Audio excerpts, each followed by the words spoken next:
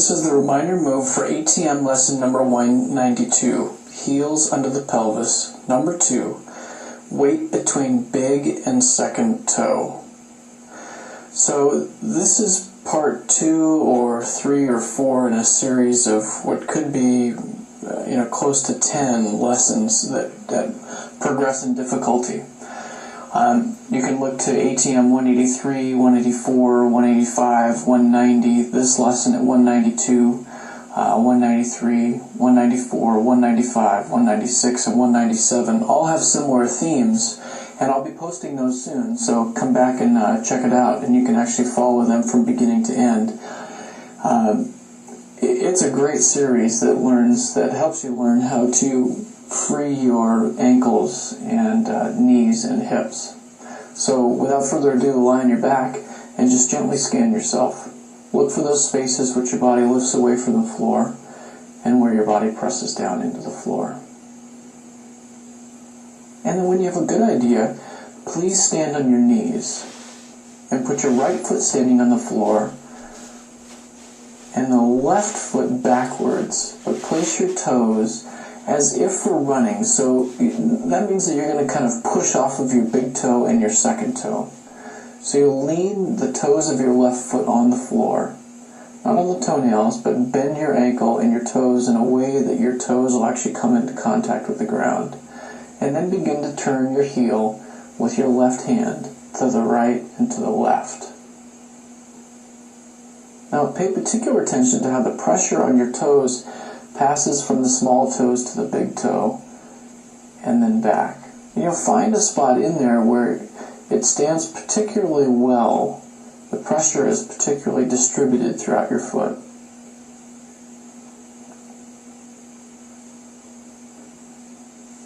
Now stay in this particular position, but put your hands down on the floor in front of you and try to lift the left knee from the floor and bend your foot a bit.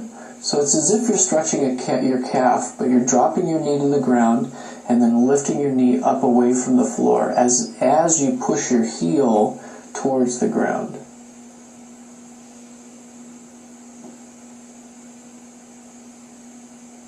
And now let your knee drop down towards the floor, but be about 5 centimeters or so up off of the ground, your left knee. And then begin to drive your knee forward and drive your knee backward so your lower leg stays parallel with the floor, and it gives you a different movement through your ankle joint and your foot and your toes.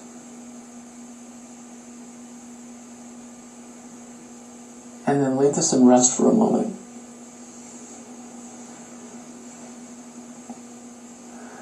Now place your 2 feet standing on the floor and just pay particular attention to how your feet feel, the difference between your right foot and your left foot. And then come back up onto your knees. Put your left foot standing, bend your right knee and have your right knee on the ground, and bend the toes of your right foot just like you did with your left foot. Put your right hand on your right heel and begin to turn your right heel in and out.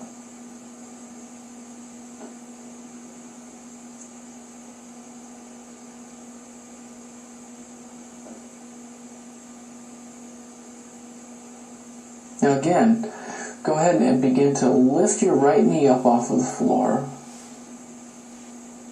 as you take your right heel backwards. So it's like you're stretching your calf on the opposite side. The intention isn't stretching your calf. The intention is to actually open up your ankle joint. But drop your knee down, lift your knee up, and take your heel backwards.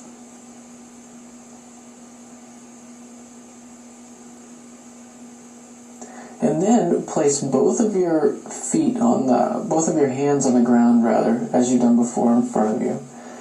Lift your right knee slightly up off of the floor and begin to drive your right knee forward and backward. So the whole movement in the ankle is going to be relative to the foot. Just means that you bend your ankle joint a lot more. But try and keep your lower leg of your right leg more parallel with the ground.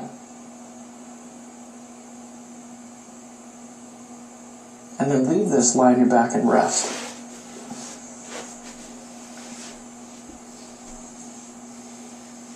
And then place your 2 feet standing on the floor and lift your pelvis up as high as you can. And with your right hand, catch the front of your right ankle and pull your right foot underneath your pelvis. So it's just your right foot coming under as far as you can.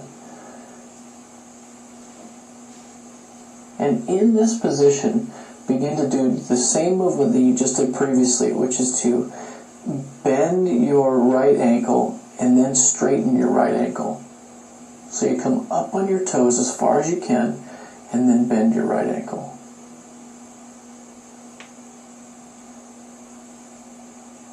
And then leave this in rest for a moment.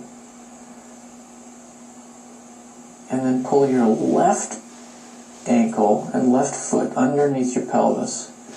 And then do the same thing. So begin to very gently press your heel down into the ground and then lift your heel away from the ground. And then leave this in rest. Now come back on up to standing on your knees and then lean the toes of both of your feet on the floor. And then place the hands on the heels simply. Now if you can't get both of your hands back onto both of your heels, begin to put just your right hand on your heels and then switch over to your left hand. And keep going side to side, easy, until it becomes, and you can kind of ease into having both of your hands on your heels. So you push your belly forward, hands back on your heels, and in this position begin to move the heels one away from each other. So towards the outside and towards the inside. And you know, you can get creative. You can take both of your ankles to the left, you can take both of your ankles to the right. You can take one ankle in, leave the other one alone, the other ankle in, leave the other one alone. And then go back to moving both of your ankles in and out. And then leave this alone, lie on your back and rest.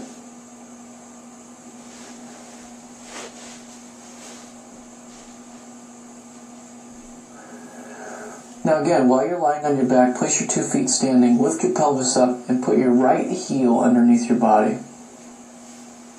And place it standing on the big toe, or between the big toe and your second toe. Just in a way so that your foot, your right foot, will stand clearly underneath your pelvis. And then begin to lift your pelvis just slightly up off of your heel and begin to slide your pelvis to the right and then back over to the left.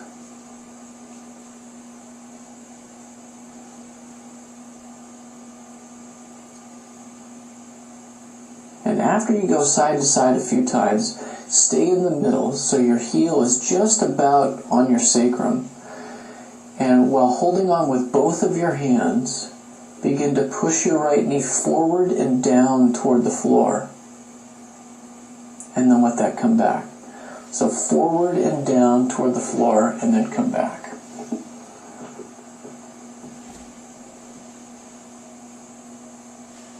And then do the same with your other leg. So pull your left ankle underneath your pelvis. Have it standing on the big toe and between the big toe and the second toe. And then begin to lift your pelvis and slide it over to the right and then over to the left.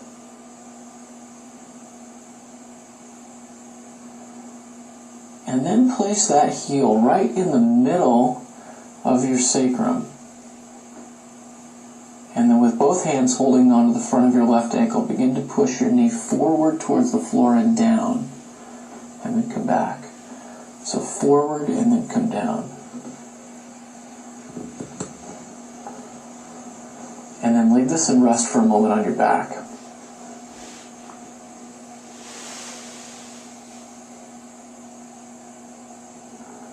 Now come back up onto your knees. Place your toes standing just like before. And then bring your heels close to each other. And your knees are fairly spread apart. Your 2 hands go in front of you on the floor. And then slowly lift the two knees from the floor and try to sit back on the heels behind you. And then bring your knees forward down towards the floor. So you lift your knees from the floor, sit back on your heels, and then come back to the front.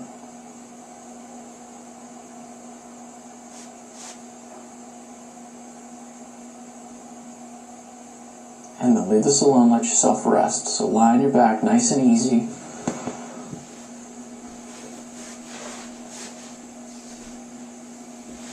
And now bring your feet to standing. Catch the two ankles and bring them closer underneath your pelvis. And then have your two heels touching one another. And then lift your pelvis up off of the floor so you can slide both of your heels underneath your pelvis. Both of your feet are going to be standing up as tall as they can with that pressure equally between your big toe and your second toe. Hold with both of your hands on the fronts of your ankles. And begin to allow your knees to go forward, down, and close to the floor, and then come back up. Forward, down, close to the floor, and then come back up. You can pause for a minute somewhere in the middle and make small circles with the knees. You can go the opposite direction. And then go back to going forwards and backwards. And then leave this alone. Come up to stand on your knees. And put your right foot standing and your left foot back. Place the toes of your left foot standing on the floor, just as we've done before. And just notice if there's more of your big toe and your little toe, or your second toe rather, that's a little bit more available. Is there more equal distribution of pressure between those two toes? And then lean back on that left heel and very gently begin to roll that heel in and out. And is there a difference? And then switch sides and do the same thing. Have your right toes as if you're running. Lean back on your right heel and begin to roll that right heel in and roll that right heel out.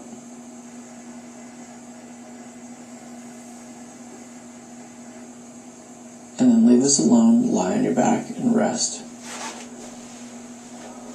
Now, like I said, this is a great piece of a series of lessons, so come on back and check out the rest and see if you can go from beginning to end, because it'll absolutely change your life in more ways than one. I look forward to hearing what you have to say. Let me know what you think, and have a great night.